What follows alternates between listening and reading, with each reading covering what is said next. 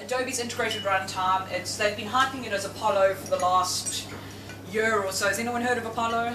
No. Not like the spaceship thing, but okay. So basically, it's now come out. It's called Air, and basically, it is a runtime that you run off your machine instead of having to go to the browser. So what it's allowed people to do is to take applications that they would normally build online and integrate them into your desktop environment. So you can now bring the web to your desktop, essentially, like with the exact opposite of what Google's doing in terms of taking. I want to move on to something called Red 5.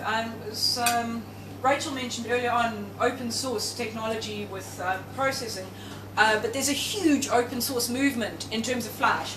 And what this has enabled is for the stuff that we want to do, we can't just, I mean, Adobe doesn't always listen. So we have feature requests, so we blue in the face, but they're not always going to implement it because of time, budget, and what the corporates want. Whereas you've got something like Red 5, which is a group of guys that just went out and started rebuilding something, they built their own version, that's an open source version, of Flash Media Server, or whatever it's changed its name. It repeatedly changes its name, so it's so confusing as to what it is. But Flash Media Server, I think, is where it's